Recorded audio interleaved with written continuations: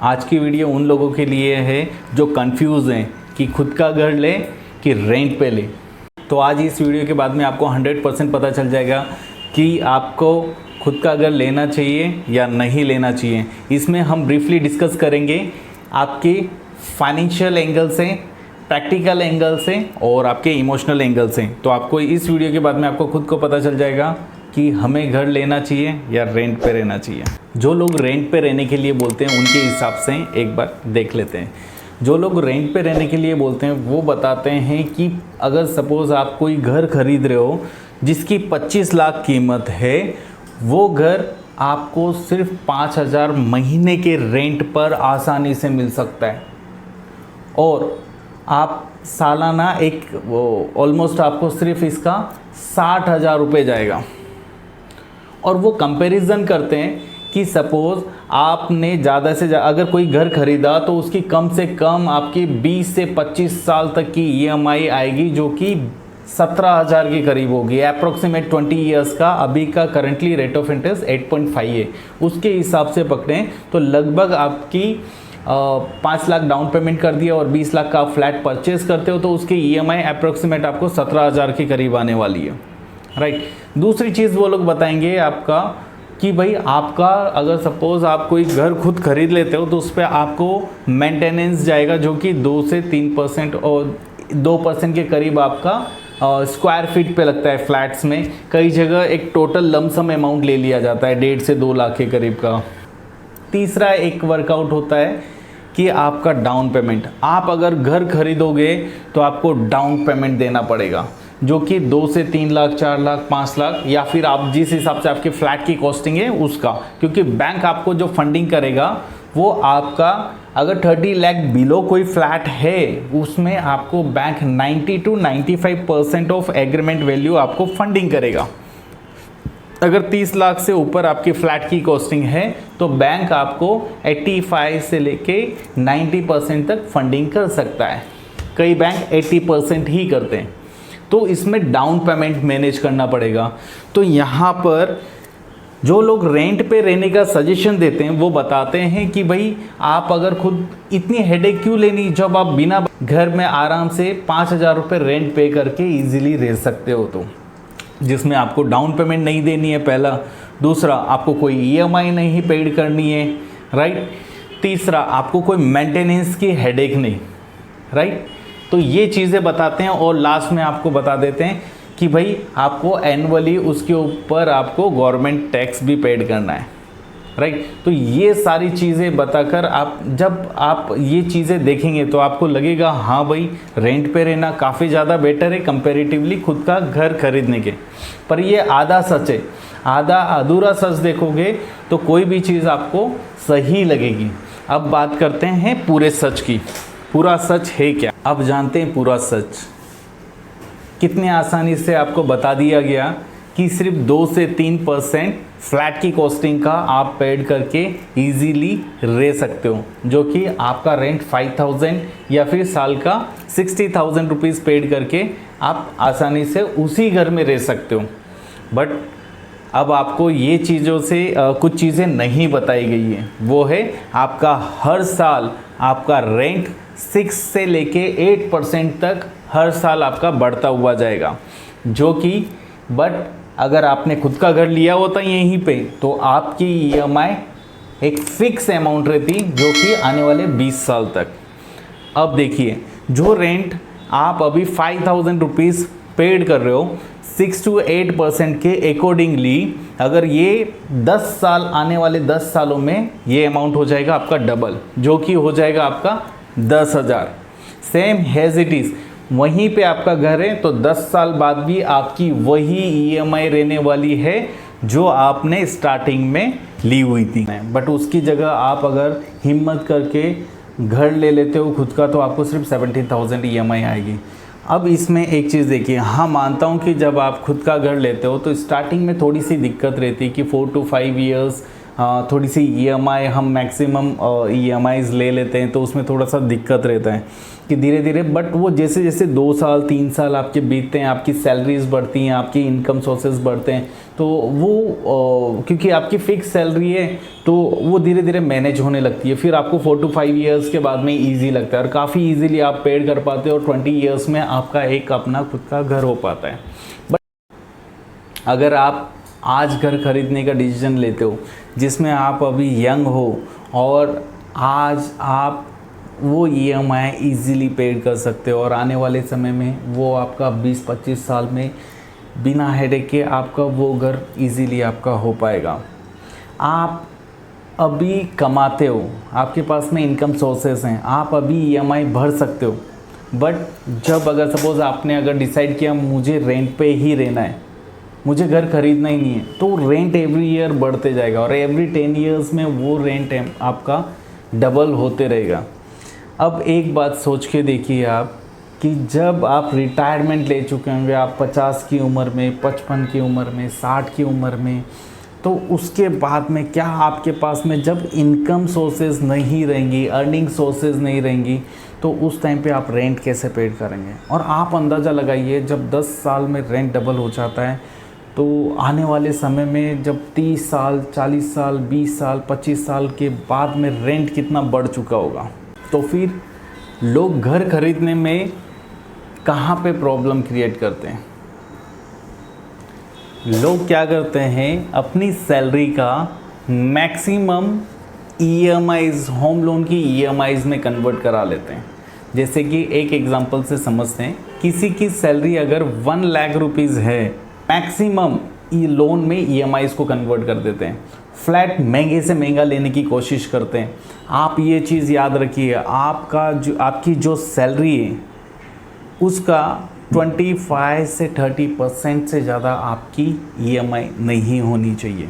कोशिश करें थोड़ा ज़्यादा भी बढ़ जाए तो उसको पार्ट पेमेंट करके हम क्लोज़ कर सकें, उसको लेवल में ला सकें। बट लोग क्या करते हैं, ऑलमोस्ट 50%, 55 या 60% के करीब। हाँ सीरियसली, क्योंकि बैंक आपको आपकी सैलरी का 65% तक लोन प्रोवाइड करता है। एक एग्जांपल से समझते हैं कि लोन की एलिजिबिलिटी कितनी हो सकती है। एक सपोज़ आपकी 1 लाख सैलरी है और आपकी एज 30 बिलो है, तो मैक्सिमम लोन आपको बैंक 30 ईयर्स तक प्रोवाइड करता है। वो 30 ईयर्स में आपकी सैलरी का मैक्सिमम 65% वो लोन प्रोवाइड करेगा, जिसका हो जाता है ऑलमोस्ट 65% FOIR कैलकुलेट करना। इसमें हम बता देंगे, एक नई वीडियो बनाई हुई है हमने, हमारे चैनल पे जाके आप उस वीडियो को देख सकते हैं, जिसमें आप एलिजिबिलिटी कैसे चेक करते हैं कि मुझे कितना मैक्सिमम होम लोन मिल सकता है आपके एज के अकॉर्डिंग। एग्जैक्टली कि बैंक किस तरीके से कैलकुलेट करता है, उस पर भी हमने एक वीडियो बनाई हुई है, हमारे चैनल पे जाके आप देख सकते हैं। अब बात करते हैं नॉर्मली, इसमें 1 लाख की सैलरी है अगर आपकी, तो बैंक आपको ऑलमोस्ट 74 लाख रुपीज़ तक आपको लोन प्रोवाइड कर देगा अप्रॉक्सीमेट, जिसकी EMI ऑलमोस्ट 64,000 के करीब की आएगी।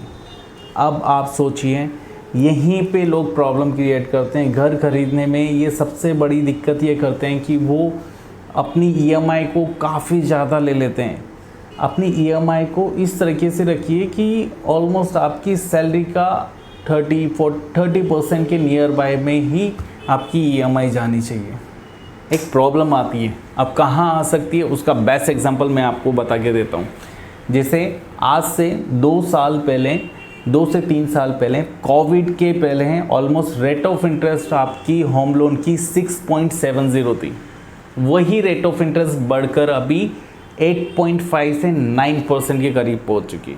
हाँ मानता हूँ, इससे EMI आपकी बेशक नहीं बढ़ी रहेगी, आपकी EMI वही है, बट ये 1 से 2% बढ़ने की वजह से ऑलमोस्ट आपके टेन्योर पे कितना इफेक्ट पड़ता है आपको पता है।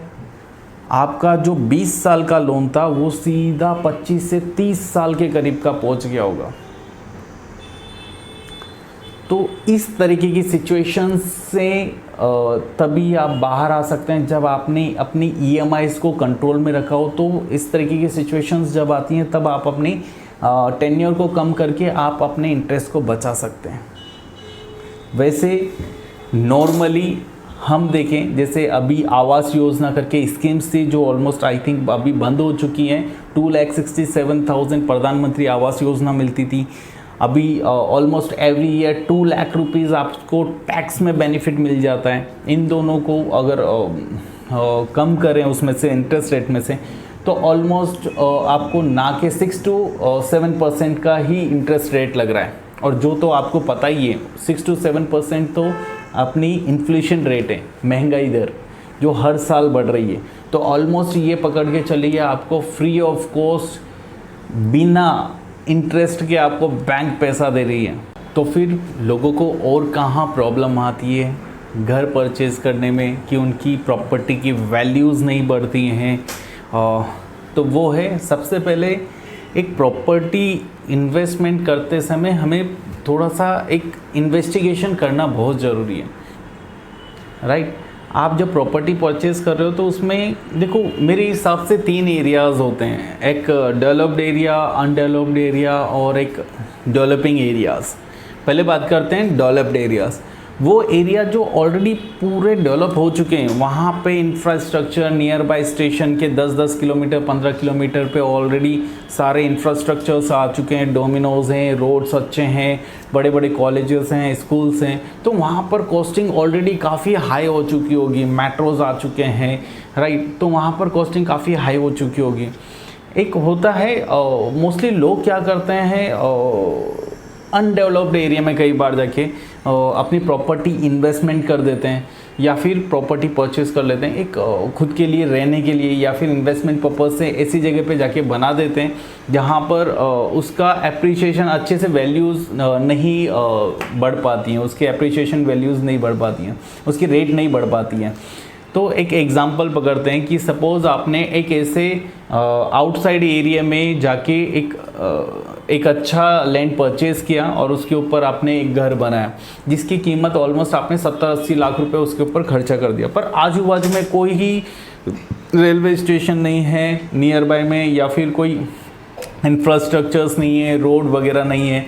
तो आपने जो 70-80 लाख रुपए वहाँ पे खर्चा किया होगा ना, आप 10 साल के बाद में भी देखेंगे ना तो उसकी कॉस्टिंग उससे भी कम होगी, वहाँ पर कोई लेगा भी नहीं उसे। क्यों? क्योंकि आजू बाजू के जो लोग होंगे उनकी अर्निंग सोर्सेज अगर उतनी ज़्यादा नहीं है, उस वहाँ पे लोग आके क्यों रहेंगे जहाँ पे आपने ऐसी जगह पे अगर जाकर इन्वेस्टमेंट किया है, राइट। तो ये हो गया अनडेवलप्ड एरिया। तो मेरा बोलने का मतलब ये अगर सिटीज़ में भी है कि सिटी के इतने आउटसाइड एरिया में चले जाते हो जहाँ पर आपको इंफ्रास्ट्रक्चर्स नहीं है। मैं सिर्फ गांव की बात नहीं कर रहा हूँ, कई बार हम सिटीज़ में से 15 किलोमीटर 20 किलोमीटर आगे के साइड में चले जाते हैं जहाँ पर 20-20 साल तक हमें इंफ्रास्ट्रक्चर का कोई पता नहीं रहता है। रोड्स बने होते हैं पर उतने अच्छे नहीं होते, राइट। हमें ऑटो से ट्रैवल करना पड़ रहा है। तो मोस्टली हमारा EMI नज़दीक खरीदा होता तो जितनी EMI एक्स्ट्रा जाती है अपनी उतना तो हमारा ट्रैवलिंग एक्सपेंसेस हो जाता है, राइट। तो इन चीज़ों का ध्यान दें कि आउटसाइड एरिया में, ज़्यादा आउटसाइड एरिया में जाके परचेज़ ना करें। एरिया का सर्वे करना बहुत इंपॉर्टेंट है कि आपकी लोकेलिटी किस लोकेलिटी में जा रहे हो, वहाँ पर क्या इंफ्रास्ट्रक्चर्स आने वाले हैं। हाँ, मैं ये नहीं बोलता कि आपने थोड़ा आउटसाइड में जाके नहीं रहना है, लेना है, बट वहाँ के लिए हमें पता हो कि वहाँ के गवर्नमेंट के फ्यूचर प्लान्स क्या है, वो एग्जीक्यूट हो रहे हैं कि नहीं हो रहे हैं। कई बार क्या होता है कि कोई गवर्नमेंट ने सपोज़ कोई रेलवे स्टेशन आ रहा है, कोई मेट्रो आ रही है, वो 30-30 साल हो गए और उसको अभी तक कोई वर्क स्टार्ट नहीं हुआ, आपने वहाँ जाके इन्वेस्टमेंट कर दिया। हाँ, ऐसी जगह पे कोशिश करें जहाँ पर उसके लिए गवर्नमेंट वर्क स्टार्ट कर चुकी है, काम स्टार्ट हो चुका है या होने वाला है, लग रहा है आपको पेपर वर्क चालू है, लैंडमार्केशन वगैरह चालू है, तो इस टाइम पे आपको वहाँ पर इन्वेस्टमेंट करना चाहिए। ये थर्ड वही है जो कि डेवलपिंग एरियाज़ आते हैं। मैं सजेस्ट करूँगा आपको हमेशा कि आप डेवलपिंग एरियाज़ में जाकर इन्वेस्टमेंट करें। अनडेवलप्ड एरिया वो तो समझ चाहिए बिल्कुल ही नहीं करना है। एक हो गया डेवलप्ड एरिया जहाँ पर ऑलरेडी कॉस्टिंग्स काफ़ी हाई हो चुकी हैं, आपको रेट भी बेटर नहीं मिलेगा और आप अपनी सैलरी का मैक्सिमम पार्ट आप EMIs में पेड करोगे वहाँ पर। कुछ बेनिफिट नहीं है ज़्यादा। हाँ, उससे आप अपने बजट के अकॉर्डिंगली थोड़ा नीचे की साइड में आ सकते हो, राइट। डेवलप्ड एरिया और डेवलपिंग एरिया में तो वहाँ पर ज़्यादा बेटर अच्छा आपको मिल सकता है, तो आप मार्केट वगैरह भी आपको नियर बाय मिल जाएंगे। आपको लगता है कि थोड़ा डेवलपिंग एरिया हो, मेरे को कम से कम कॉस्टिंग में चाहिए, तो वहाँ नियर बाय में जो आउटसाइड एरिया है जहाँ पे डेवलपिंग होने के चांसेस हैं और अभी स्टार्ट हो चुके हैं, इंफ्रास्ट्रक्चर्स कुछ बड़े प्रोजेक्ट्स आ चुके हैं, तो उस हिसाब से वहाँ पर आप इन्वेस्टमेंट कर सकते हो। तो ये बेस्ट लोकेशंस होती हैं। सबसे इम्पोर्टेंट मैं बोलता हूँ, प्रॉपर्टी में इन्वेस्टमेंट करने से सबसे पहले हमें वेरिफिकेशन करना चाहिए, हमें इन्वेस्टिगेशन करना चाहिए प्रॉपर्टी के लिए कि भाई कौन सी लोकेशन ज़्यादा बेटर है, स्कूल कितने दूर हैं, कॉलेजेस कितने दूर हैं, बैंक्स कितने दूर हैं, हॉस्पिटल्स कितने दूर हैं, रोड की कनेक्टिविटी कैसी है, इंटरनल रोड कैसे हैं। ये सारी चीज़ें बहुत इम्पैक्ट करती हैं आपकी प्रॉपर्टी की कॉस्टिंग को बढ़ाने के लिए। तो इन सब चीज़ों को देखना बहुत ज़रूरी है। मेरा बाल बिल सही है? सही है। अब बात करेंगे हम साथ के साथ कि देखिए, ज़्यादातर जितने भी बिजनेसमैन होंगे ना, उनके पास में हमेशा 2 से 3 घर रहेंगे, फ्लैट्स रहेंगे, लैंड्स रहेंगी। तो दूसरा, जितने भी मारवाड़ी और गुजराती हैं जो बिज़नेस में सक्सेसफुल हैं, ऑलमोस्ट टॉप 10 अगर सपोज टॉप 100 में से पकड़ें तो 80% जो करोड़पति हैं वो गुजराती और मारवाड़ीज़ में से आते हैं, 70 to 80%। तो हमें सोचने वाली बात है कि उनके पास में 2-2 3-3 घर क्यों होते हैं। उसका एक बेस्ट रीज़न बताता हूँ आपको। क्या रीज़न है? देखिए, अगर आपने कोई बिज़नेस को रन करने के लिए अगर आपने कोई बिज़नेस लोन लिया है, तो वो बिज़नेस लोन पे सबसे पहले तो आपको रेट ऑफ इंटरेस्ट सबसे ज़्यादा होगी, 18% से लेके 24%। और अगर आपकी प्रोफाइल ख़राब है या नेगेटिव प्रोफाइल है तो आपको 36% तक वहाँ पे रेट ऑफ इंटरेस्ट लगने वाला है। वहीं पे अगर सपोज़ आपके पास में कोई फ्लैट है, उसको मॉर्गेज करते हो और उसका लोन चालू या मॉर्गेज करते हो, उसको टॉपअप लेते हो उसके ऊपर, तो उसका रेट ऑफ इंटरेस्ट आपको नॉर्मल रेट ऑफ इंटरेस्ट से 1% या 1.5% बढ़ के आता है। जैसे अगर सपोज़ अभी का 8.5 रेट ऑफ इंटरेस्ट चालू है तो 10% पे आपको टॉपअप मिल जाएगा। अभी इसका एक और ज़्यादा बेटर रीज़न बताता हूँ। एक और रीज़न है जिसकी वजह से घर के ऊपर ये लोग लोन लेते हैं बिज़नेस के लिए। क्या है वो? देखिए, अगर बिज़नेस लोन लिया तो 5 to 8 ईयर्स के लिए मिलेगा। जब टेन्योर आपका कम होगा तो आपकी EMI बढ़ जाती है, राइट। वहीं होम लोन में आपका टेन्योर पहले से ज़्यादा होता है, 15 साल 20 साल का आपको टॉपअप मिलेगा, तो आपकी EMI ऑटोमेटिकली कम हो जाएगी, राइट। तो बिज़नेस के लिए क्या चाहिए? बिज़नेस के लिए ज़रूरी होता है कि आपको स्टार्टिंग में EMI कम पेड करना पड़े पर अमाउंट ज़्यादा मिले, क्योंकि धंधे में बोलते हैं ना, पैसा ही पैसा बनाता है। आपको पैसा बनाना है तो आपके पास में पैसा होना ज़रूरी है। तो इन प्रॉपर्टीज़ के थ्रू वो लोग अच्छा फंड्स लेते हैं, दूसरी प्रॉपर्टीज़ लेते हैं या दूसरी कोई अपॉर्चुनिटी मिली उसको लेते हैं, राइट। बिज़नेस है कोई, इसमें पार्टनरशिप कर लेंगे उसी से, या अपने बिज़नेस को बढ़ा देंगे। तो ये कई सारे तरीके होते हैं जो प्रॉपर्टीज़ वो लोग यूज़ करते हैं इस तरीके से। तो सिर्फ प्रॉपर्टी रेजिडेंस के लिए नहीं होती, प्रॉपर्टीज़ को लोग बिज़नेस की तरह से भी यूज़ करते हैं। तो इन चीज़ों का ध्यान दें आप। अगर फाइनेंस से रिलेटेड कोई भी प्रॉब्लम है तो वो प्रॉब्लम को हमारे कमेंट बॉक्स में कमेंट करें, हम उस प्रॉब्लम का सॉल्यूशन देने की पूरी कोशिश करेंगे। अगर आप हमारे चैनल पे नए हैं तो प्लीज़ हमारे चैनल को सब्सक्राइब करें, लाइक करें, शेयर करें और उन लोगों के साथ ज़रूर शेयर करें जो कंफ्यूज हैं अपनी प्रॉपर्टी लेने में कि खुद का घर लें या फिर रेंट पे रहें।